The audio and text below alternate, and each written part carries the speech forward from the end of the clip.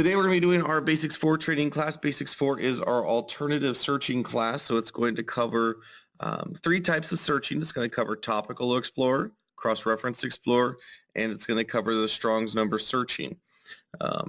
While we're talking about Strong's number searching, we'll also be talking about the new Lexicon Explorer that's available inside of Wordsearch 12. I was trying to decide when that would fit best into the classes, and I think it's going to fit into this one the best. So we're going to add it in here as well.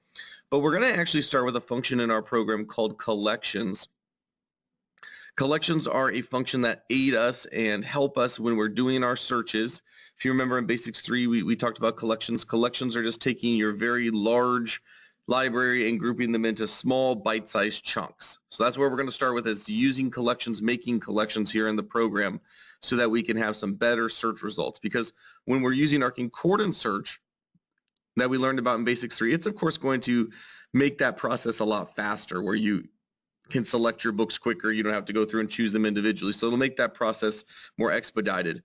However, when we're talking about using the topical or the cross-reference explorer, both of those, you actually can only limit your searches based on those collections. So it becomes vitally important when we talk about those two searches to make sure that we have very accurate searches. We're not looking through all this different information that doesn't have anything to do with what we're doing. So they'll become really important when we talk about those other two search functions.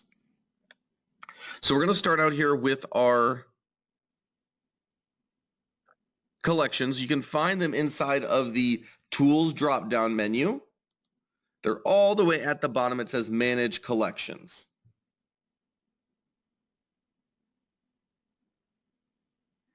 You can click on that and it will open up your collections pop-up window. Now in the collections pop-up window, we do have all of our collections listed on the left-hand side. If you've never made any, of course, that's going to be empty. That won't have anything there. And then on the right-hand side, we have new, edit, rename, delete, and make a copy. So these are all of our options on what to do with our collection. So again, if you've never made one, the first thing you're going to want to do is make a new one. So you'll click on new, and then you're just going to choose the books that you want to include in that collection. You can choose categories, you can choose individual books, just by putting the little check marks, of course, next to them. And then as well, there's a filter up in the top right-hand corner, just like in our library, just like in our resource panel, to help us be able to find the books quicker. So you can search by title, or you can search by author name there inside of the filter. So you've got that opportunity to make all these different types of collections. Now, there's no right or wrong collections really when it comes to the program. Every collection that you make is a good collection as long as you're using it. But some common ones that I think people use a lot, we'll see collections that are maybe like your favorite books in a category, maybe your favorite commentaries, your favorite Bible translations, your favorite literature books, what have you, your favorites, or even an entire category. I'm just going to search commentaries. I'm just going to search my devotionals, my illustration books. You know, those are common ones that we'll see. You may also find one that's maybe author-based or maybe publisher-based. You know, these are all my Thompson Chain reference books. These are all of my books by Spurgeon. You could choose those and set them aside. Maybe a specific type of study that you're doing. So maybe a study that is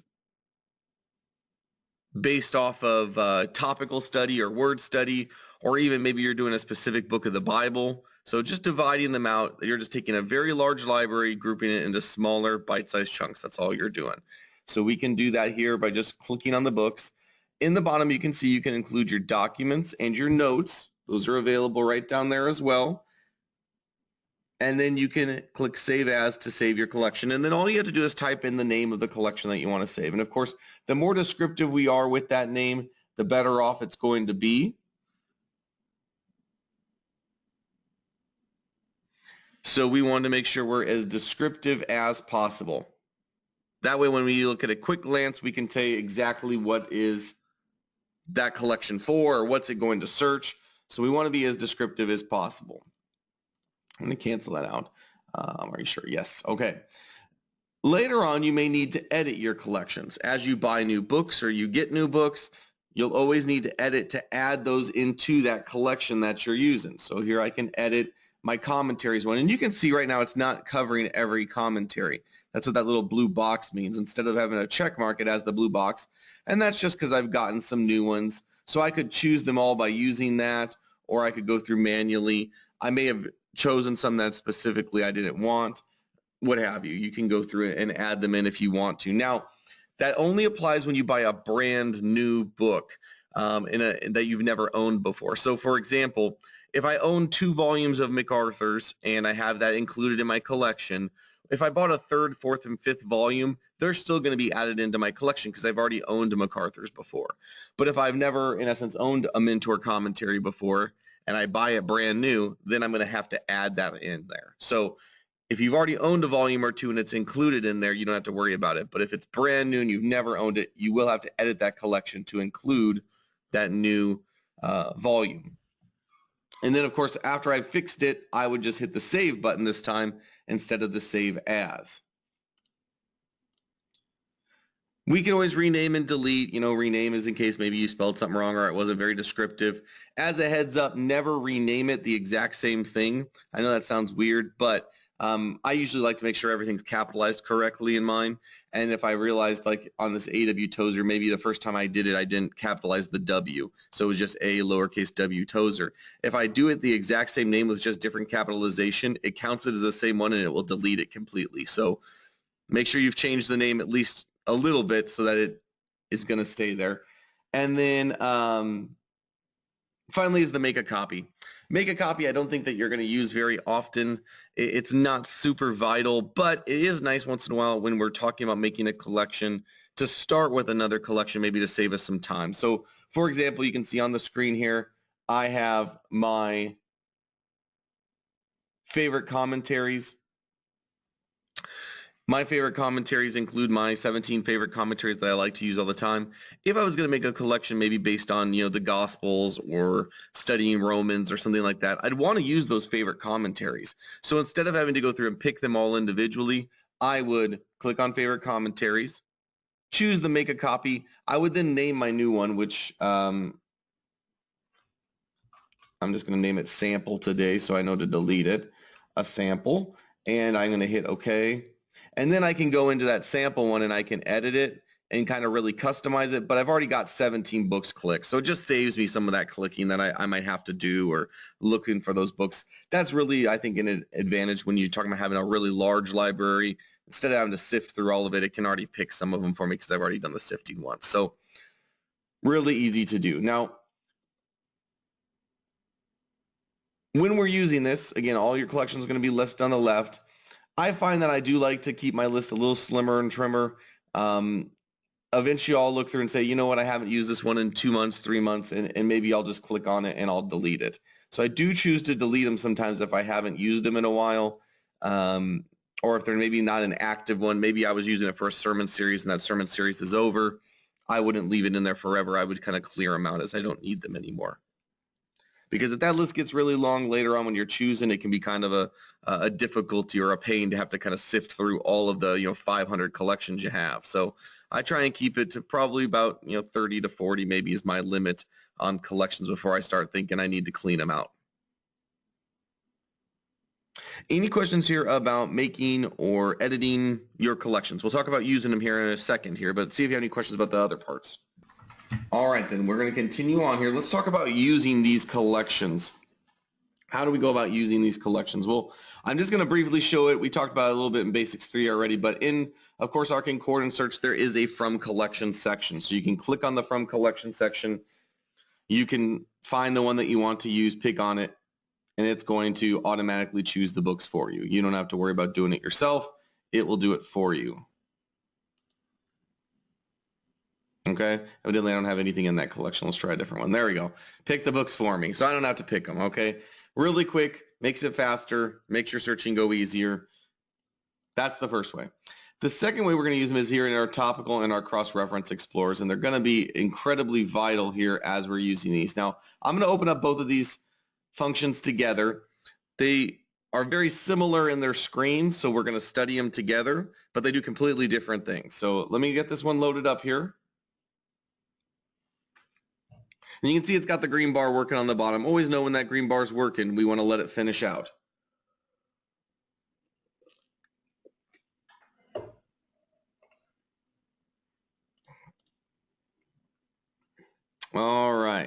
So I've got on the left my topic explorer. I've got on the right my cross-reference explorer. We're going to start with the topical explorer. The topical explorer is going to search through my books for specifically tagged topics. Now those topics come from the book publisher.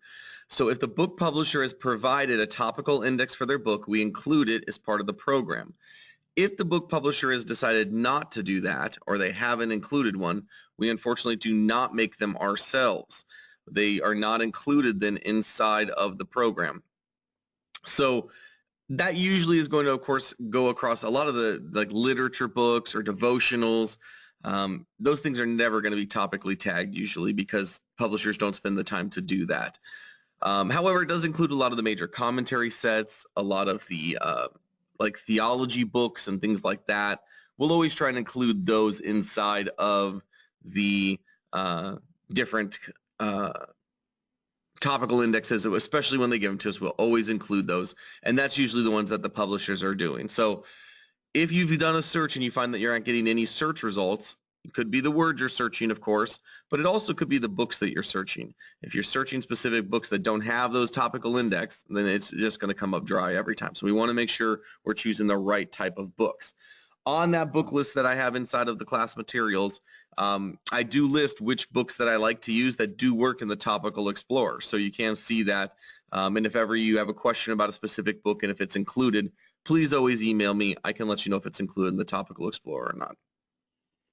But that topical explorer is going to search through our books for these topics. So all you have to do is in this search for section is type in the topic that you want to find. So we're going to do that. I'll type in my word justification here, and it's going to do my search. And I'm doing the second search. So we'll do the second search, and I'll show you a shorter search. This is actually the search I usually do second. It's anywhere in the topic. It's a very long search, and it's going to find a lot of search results. And what it's doing is it's looking inside of my topical list, that topical index that's inside the program, finding every occurrence, in this case of the word justification, anywhere in the topic. So it can be the first word, it can be the fifth word, it can be the eighth word, whatever. It's just looking for that word anywhere in the topic. So it's giving me a lot more search results. So you can see like this one here, it starts out with a 1203. Justification is actually the last word. And if I scroll down, we'd see justification is the first word in a lot of things. So it's finding any place where that word justification occurs. I can also go, which is usually my first search that I do at the beginning of topic. It's a faster search. It's in essence like going in a dictionary and going into the justification section. You're just going to the JUST, it's just going into that section, finding it. It has to start with the word justification. I usually start with that unless I know there's a book that I want to use that uses a numbering system. There's only a few of those. There's a few illustration books that do, and then of course Thompson Chain Reference is another one. So if I'm really wanting to use any of those books, I always have to do the other search first, but usually I'm not too concerned with it. So I'll do this shorter search first. Look at these results. If I don't get enough, then I can go back and do the other search, but I always start with this one just because it's a lot easier. We then have our using section. Now, anytime you see the word using in the program, it always means collections. Those collections that we just talked about building, when we see using, it always means collections. We're going to find that in 3 spots. We'll find that here inside of the Topical Explorer. We'll find it in the Cross-Reference Explorer in just a minute. We'll also find it inside of our Instant Verse Studies. So those are the 3 places we're going to find that word using, and we're going to know it means collections, okay? So I can narrow down my books that I'm searching using collections.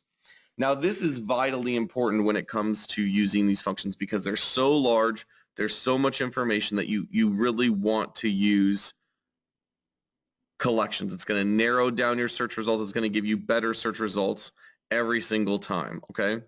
One of the things that it does to speed up the searching process is that when you search all books, it does not search every book. I know that sounds weird to say, but it doesn't search your books that are multi-volume books. It does that because it's trying to speed up the search and still get it to you in a timely manner, so it skips over some books. But if you choose a collection, it will search all of those books. So I'm just going to show you the example here. We've got justification, the topic. We're going to go by, here we'll just go by location. And we go by commentaries. You can see I got 1, 2, 3, 4, 5, 6, 7, 8, 9, 10, 11 commentaries that came up, okay? But if I search just my commentaries,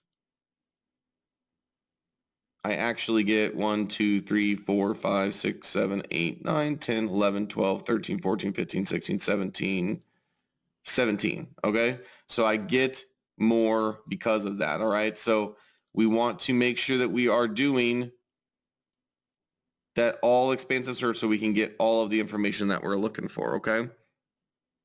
That is, and actually I would get more too. I think that the last one that was in the all, which was Zondervan, is not included in that commentaries collection right now. So there, I'd probably get actually closer to 20 when I have all my books selected actually in that collection. So use your collections. It's going to narrow down your search results. And if you remember in Basics 3, I told you a simple principle. You never want to search every book in your library at the same time because there's no reason for it. There's no purpose behind it.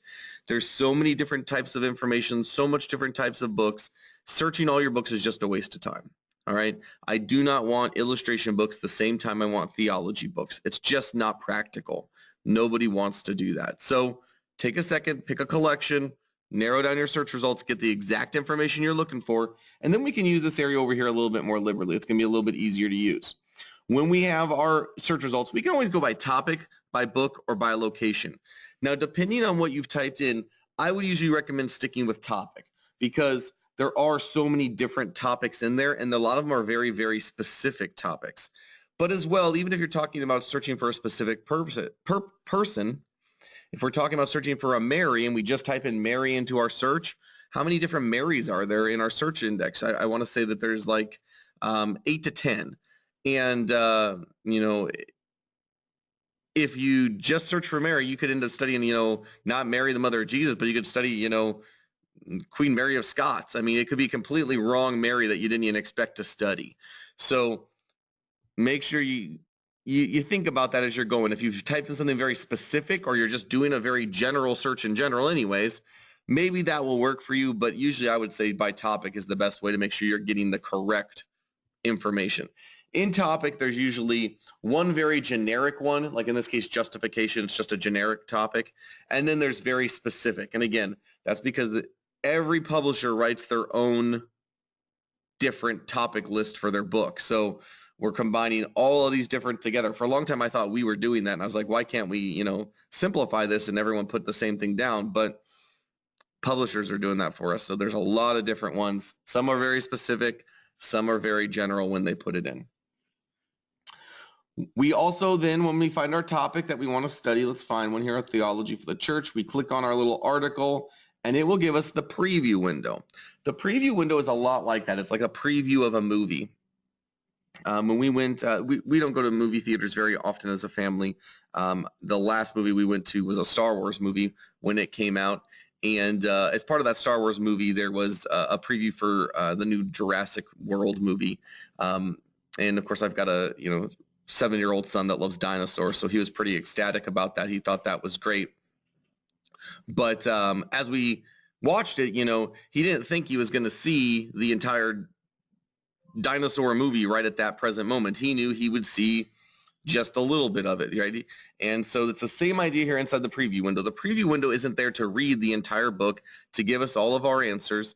The preview window is there to give us a very short amount of information to make sure we want to watch it or make sure we want to read that book. So here we have our preview window. Nothing is going to be highlighted because the topic that we looked for is not included in the text necessarily. It's included in the behind the scenes code. That's what it found. So there's nothing going to be highlighted. But if I read this a little bit, it'll take me to the right screen. I will say sometimes you want to make sure you're in full screen mode when using this because this is the section that's talking about justification right here. I think it's this one right here, actually. And if I'm using it in non-full screen mode, then you can see it's not necessarily in the right spot. So I have to kind of scroll a little bit more to find it. So full screen mode usually works the best when we're using our topical explorer, our cross-reference explorer, because it's going to give us the best, it's going to give us the most accurate representation of where our topic is. So you read through, you find out if you want to study more. If you do, there's an open in a new window button. You click on the open in a new window. It'll open up that book. You can then study it. You can copy and paste. You can highlight. You can bookmark. You can do all of those things that we would normally do right there inside of a book. You got the real book opened up. So we don't want to study it here in the preview window. We want to study it in the real book. So that is our Topical Explorer. Now there is one button I didn't talk about, which is the Manage Your Collections button. There is a way to get into collections from here. I would just kind of caution against that, because if you make a new collection or something while that screen is open, it will automatically redo your search. And that may be what you want to do, but it may not be what you want to do. So I usually try and make my collections when nothing's opened up, so that way I can just have them when I'm ready. But if you want to use that, you can get into your collections right there as well. So that is our Topical Explorer. Does anyone have any questions here about using the Topical Explorer? Let's continue on then. We're going to look at our second function here, and we'll come back and talk about that one a little bit more here in a minute. But we've got our Cross-Reference Explorer. The Cross-Reference Explorer, a little poorly named. I think it deceives people a little bit in what it's intended to do because of the name of it. When a lot of people hear Cross-Reference Explorer, of course, they hear cross-references, they think of their Bible. They think of the different ways that Bibles connect based on, words, or in essence themes in scripture. So that's what they think of when they hear cross-references. It's not really what this is intended to use, though. It's not an intended purpose of it. What this actually is a book, chapter, verse search. It is going to find every occurrence of a specific book, chapter, verse reference in all of your books, in your documents, so that you can jump right to it and study it right there. So I've got John 3:16 already in there. It did a John 3:16 search. You can always use the down arrow right there as well to use the book, chapter, verse selector. The Cross-Reference Explorer can change its screen. I don't know why, top to bottom or side to side, but it can do that if you want to do that. It also is a groupable function. However, I usually recommend people to turn that off when they have their Bible open. If you are in your Bible and you are scrolling inside of your Bible, I usually recommend turning that off, because it's going to do a lot of searches. Then it'll just do a search and then a search and then a search and then a search and then a search. And that's really going to slow your computer down, and you probably don't want to do a lot of those searches. So I usually recommend, if you've left it open, turn off grouping by clicking on the grouping button like we learned in Basics 2. Or put it in a group by itself. You can put it in group 4 if there's nothing else in there, of course. Just kind of keep it away from your regular scrolling Bible. That way you're not just doing all these searches that don't need to be done. As well, an exception to that would be with maybe using a verse list. If I'm in a verse list and I've got maybe 4 or 5 verses and that's in it, maybe I'd leave it open and leave them on there, because if I'm going through my verse list, maybe I want to do those searches. So might be some exceptions again, but usually I try and keep it away from my scrolling Bible, because that'll just keep going forever. And then, of course, we have the using section again.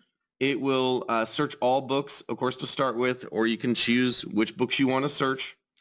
It doesn't have that same speed up process where the Topical Explorer had, where it kind of weeded out the multi-volume sets whenever you're searching all books. It doesn't do that here, but it's a very long search. So we want to make sure we're narrowing it down as much as possible, because in essence, this one is going to read every book that you got. And you'll notice that the Topical Explorer is always a lot faster than the Cross-Reference Explorer.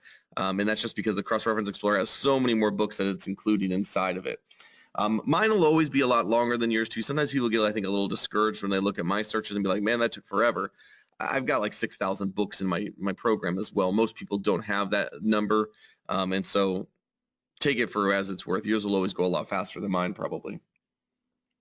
But we looked for John 3:16, and it's going to show us every place that John 3:16 is available inside of my books. So we can come down and we can see, okay, here's commentaries, and it's got all of them here. We can look at some of them, like here's the Mentor commentary, and you can see it. I can study John 3:16 here in 1st and 2nd Chronicles. He quotes it there. And then I could see it here in Proverbs 29, they quote it. And of course, in all these Matthew ones, they quote it. And I can study them all right there.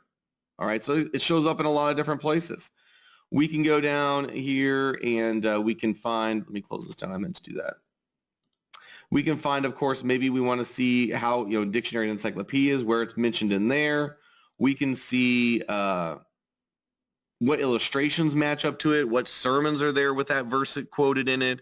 what lessons are using that verse. I mean, it gives you a really quick jump into that verse and making sure you get a complete picture of that verse in your program. But the cool thing about it is that it opens up a lot of books that maybe you wouldn't normally use either. So I'm going to change this. We're going to go Genesis 1:1, first verse here in the Bible. And it'll take a second here. And again, like I said, you're going to watch it. It's going to take a little bit longer because it's searching every book in my library. And again, you really should never do this. Really no need to do this. But I'm trying to show you all the examples of what it can do here. So it'll just take a second here. It does seem to get a little faster as you use it more too. I don't know if that's just my imagination or what, but I feel like it gets faster the more I use it.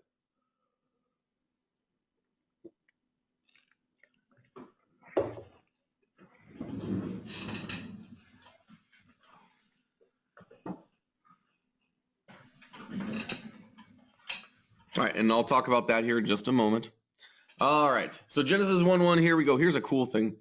When I'm looking at my commentaries, we've got a lot of New Testament commentary series. MacArthur would be one of the more popular ones, the MacArthur New Testament commentary series. So if you've got that, you'd expect, hey, I get to study New Testament books and references in it. But with the Cross-Reference Explorer, you can see, look at all the places that John MacArthur quotes Genesis 1:1.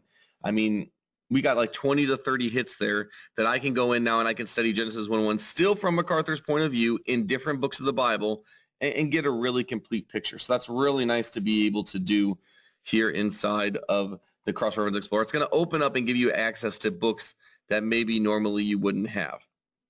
Now, it did come up with that error message at the end. It wasn't really an error message. It was just an information message, I guess, letting me know that that specific document was unsearchable. And that is because I have copied and pasted from the internet, and I didn't paste it correctly.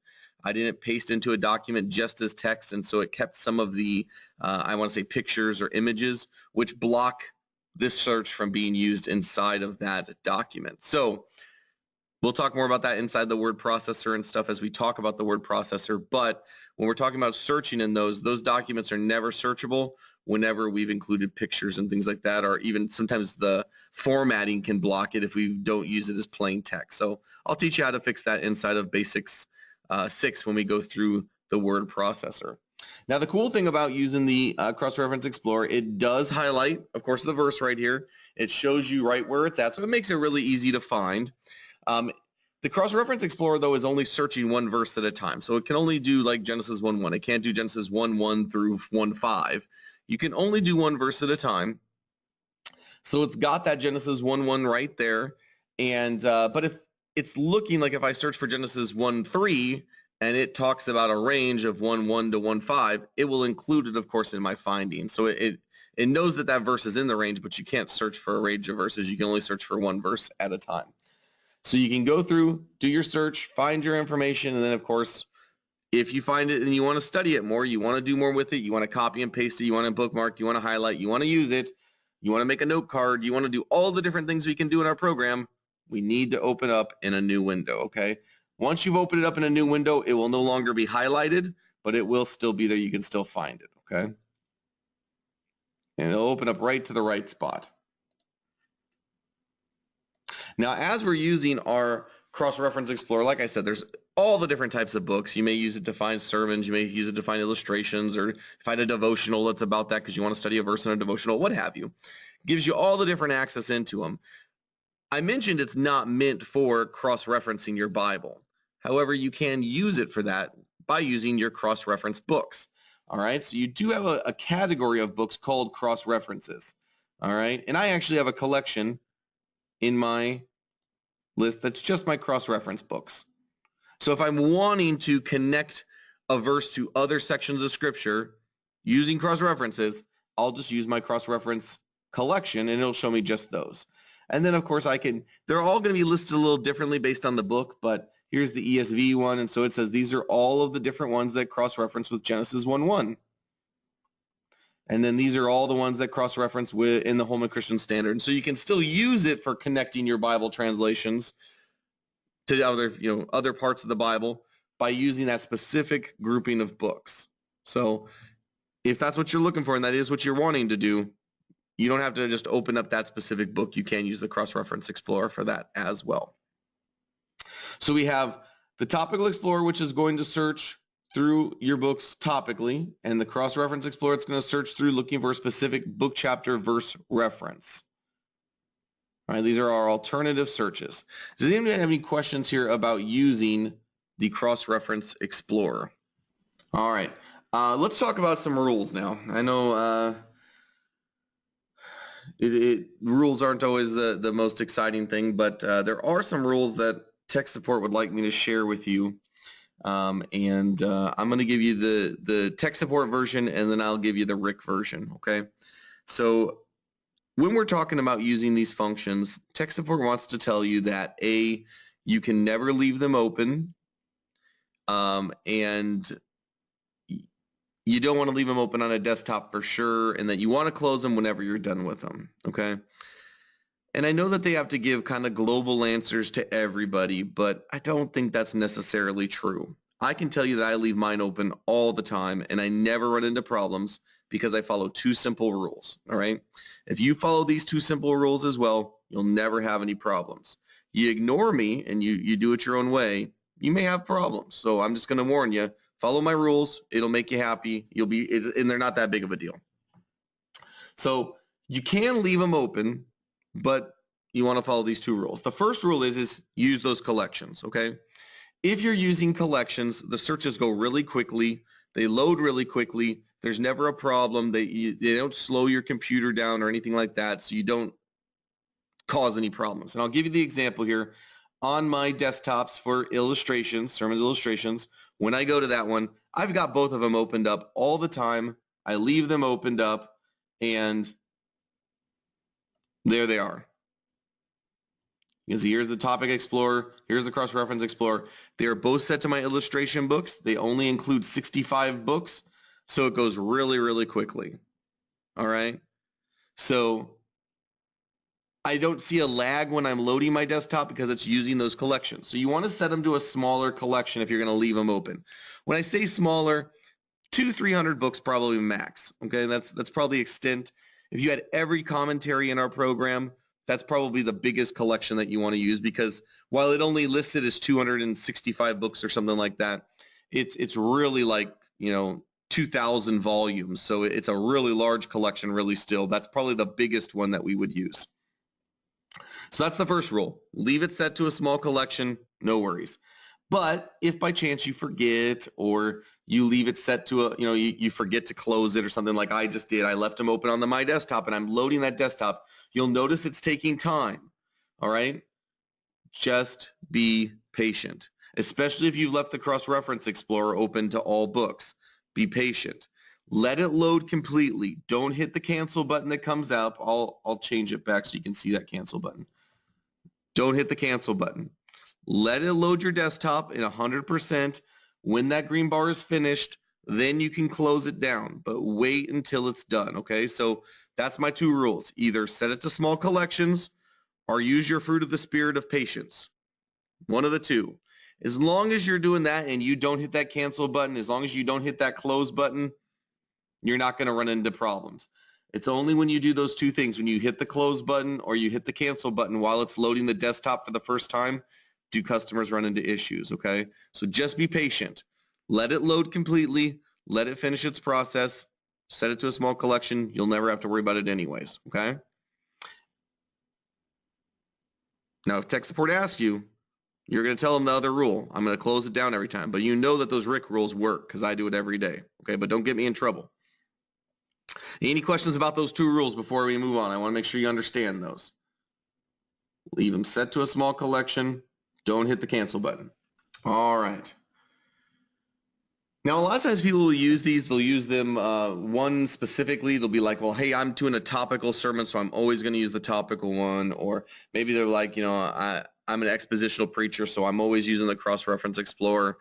And that's fine. I mean, you can do it that way. But I will tell you that a lot of times I like to use these both together, especially when I'm doing things like illustrations or sermons, trying to find that information, because using them together can really give me a full picture. So maybe I typed in Genesis 1:1 here looking for a specific illustration and nothing came up. So maybe I'll type in something like creation inside of the topical explorer and get a bigger picture. Or maybe I'm doing something topically, which is usually where I start with my illustration books, I'm looking for something on, the love of God, and I'm not finding anything under that topic. So maybe then I'll go find a Bible verse that represents the love of God, type it into my cross-reference explorer and search my illustration books and find it there. So a lot of times you can use both of these together and you get you a really full picture. It lets you look at your books from different angles.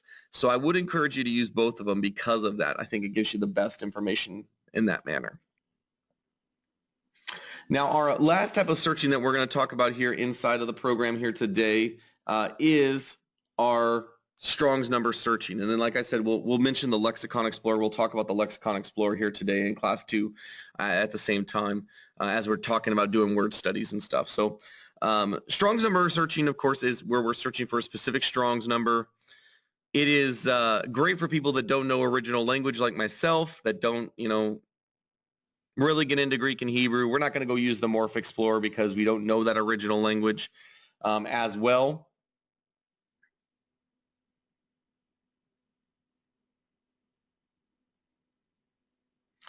And so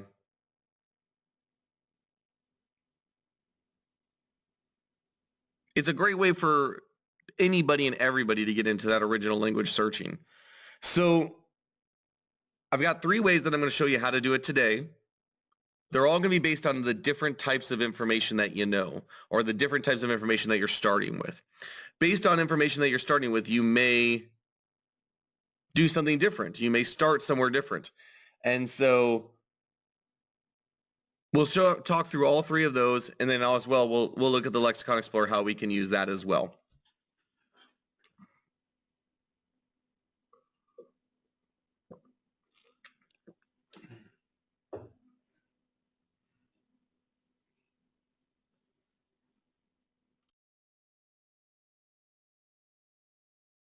So the first method that we can use for Strong's number searching is found inside of the search drop-down menu. It is the second option. It says Strong Search. It's the easiest one to find, I think, but you do need to know your Strong's number before you can use it. And I don't think I really use my Strong's number searching this way very often because I don't know my Strong's number off the top of my head. Now, it may come up sometimes if I'm reading through a MacArthur book or something. He says, hey, this is G1411 and I want to see more about it or something like that. That can happen if I'm reading through a book. Sometimes they'll tell me it, but I very seldom know this off the top of my head. But if I did, I could come in, type in my number, choose if it's Greek or Hebrew. I can then choose what books I want to search. Either I'm going to search, of course, my embedded Bibles. I'm going to search maybe my interlinear Bibles or maybe my word study books. Those are my main 3 choices that I'm going to search for. And I'll hit search, and it, of course, will find every place that word occurs inside of Scripture. In this case, the word I chose was wisdom or wisest, and it came up 5 times in Scripture. All right. Really easy to do, but again, it's not one that I think I use very often because I don't know my Strong's number off the top of my head usually. Usually I have to go find my Strong's number. And I'm usually going to do that by starting either with an English word or a Bible verse. So let's start with the Bible verse one first because that's probably the one I use the most. When I'm in my Bible, if I'm using the ESV, the King James, the New American Standard, or the Holman Christian Standard, any one of those 4 translations, they are all embedded. As will, of course, our interlinear Bibles. A lot of times they will include the Strong's numbers as well. But when we're using our regular English Bibles, if I wanted to study a word here, we're going to use this word world here. All right, if I wanted to study the word world and see, who did God love, I'm going to double click on the word world, and it's going to open up that Talking Strong's, okay? The Talking Strong's is going to give us easy access into a lot of different stuff. But the first thing it gives us is our Strong's number, 2889, okay? So again, if I want to do that search, usually it's going to be more than likely I want to do that search inside of my Bible. I'm going to right click on that Strong's number. I don't have to type it up in here. I can if I want to, but I can right click on it and you can see it says search for 2889 and then it gives me all of my choices. These are all the Bibles I can search in. It's got my Strong's there and then it's got my word studies category. All right. Now I find that word studies category one is going to be used a lot less with our new Lexicon Explorer. But if I want to see all occurrences in my ESV, I can click on it and it will show me all of those occurrences. I've got 151, it looks like. So That's probably the way that I use the most because more than likely I am starting with my Bible verse. I'm studying a Bible verse. I want to know more about a word inside of it. I'm going to do that. All right. So we'll come back to this in a minute. The third method of searching is using our concordance. All right. So I'm going to open up my Strong's Concordance. It's going to be, of course, keyed into the King James. There's also going to be an NASB one if you own it, and that'll be keyed, of course, to the NASB. But I want to make sure I open up the concordance, not the talking dictionary, but the concordance. When I do, it's going to go by English word in that navigation box because it's a topical one. So we'll go world here. World. It will show me then all of the words that mean world. Here's Cosmos, which is the one we did. And of course, when I find 2089, again, I can right click on it and I can search for it. Okay. Whenever you see that Strong's number, you can right click on it to use that quick search. That's going to, of course, like I said, I can go down here, ESV, and it comes up 151 times in the ESV. That number is different because of the fact that this is keyed to King James again, okay? This one is keyed to ESV. My search was done in the ESV. So know that the number may be different because of where you searched, okay? So those are our 3 easy methods to getting into Strong's number searching. Now we'll talk more about Strong's number searching in our advanced search option class, giving you some other options. But those are the 3 easy ways to get started, either if you're starting with a Strong's number, you're starting with a Bible verse, or you're starting with an English word. Any questions here about those 3 different types of Strong searching? Okay, so inside of our program now, Thomas asked, what is the Talking Strongs? Talking Strongs is just another function that we, it's like a Strong's dictionary. You double click on any word inside of your Bibles that I mentioned and it will automatically open it up. It gives you a lot of basic information about the original language. It's going to give you the Strong's number, original Greek word or Hebrew word, the transliteration. It then has this pronunciation, which is why it's called a Talking Strongs. You can click on it. It will pronounce it for you. Some of this information will be based on what books you own. So if you don't own the Vines, it's not going to talk to you about Vines. And then it'll always tell you how often it appeared and a definition. So it's just a dictionary that you can easily access about the original language by double clicking on any word. And everybody should have that. So it comes with the program. It's just one of our functions that we have in there. Now, we talked about that. We're going to talk about the Lexicon Explorer here because it's going to aid us in our word study books. It's going to aid us inside of doing our word studies to where maybe we don't have to do searching inside of the word study books as much. So right now you can open up the Lexicon Explorer on the main icon toolbar, and it has an options in the top right-hand corner which allows you to set it up. Now, when it comes set up, it actually comes with all of the lexicons already chosen. You could, of course, go in and remove them if you decided that you didn't want to use a specific one. You can always remove them. Or if you added new to your library, you can add them in. Like if I bought a new one, I could find it over here on the left. Here, I'll just get rid of this one. I could find it on the left and then add it in if I wanted to as well. It works just like our carousels that we set up in Basics 1 and 2. So, here's the available ones. These are the ones that were included, and it does in the order that it's listed in, okay? So they will list in that order. So if you wanted to say, well, hey, my favorite one is this practical word studies one, and I want to put it all the way at the top so that's the first information I get, you can move them around and put them in any order that you want as well. But you actually don't really usually ever open up the Lexicon Explorer window except for when you're setting it up, which is why it allows you to remove it from the icon window up there because you don't really need it up there because you're never going to access it in that way. The actual way that you access the Lexicon Explorer when you want that lexicon information, you want a deeper word study, is just by double clicking on the original language word.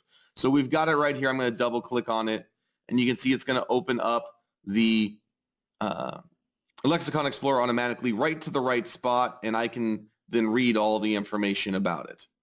All right, so pretty simple. I mean, you're just going to double click on that original language word. Now, we found it right here inside of our Talking Strongs. That's probably one of the more likely ways that I usually find it inside of my Talking Strongs. But I showed you in that concordance as well.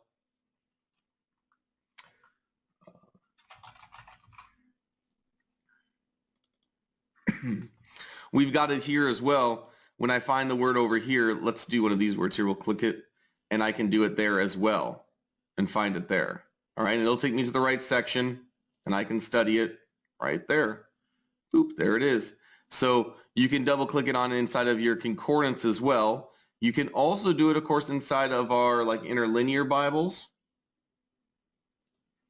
When you're reading along in there and we find a word that we want to study, we can double click it there and it will find it there for you as well. So anywhere where you're finding that original language word, you can click on the original language word, whether it be in your concordance, the Talking Strongs, the word study books, you know, anywhere where you're finding it, you can double click on it. It will automatically open up the Lexicon Explorer and it will bring all of those lexicon books right to the right spot so that you can study them.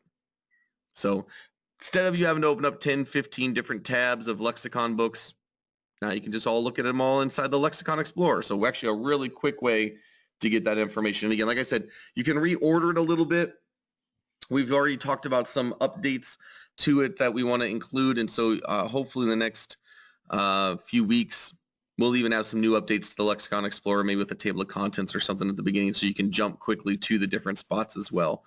So if you want to jump to maybe the 5th one on the list, you can just jump to it without scrolling all that way. So we've got some other ideas that we're putting in already too. So, but it's a great way to study the original language. Like I said, I have a word study desktop that I was using, and I think both of them are going to end up being obsolete in the end because of this Lexicon Explorer. So we're really amping that up and making it a lot better and helping you do your word studies by putting all that information into one spot. Any questions here about our Lexicon Explorer?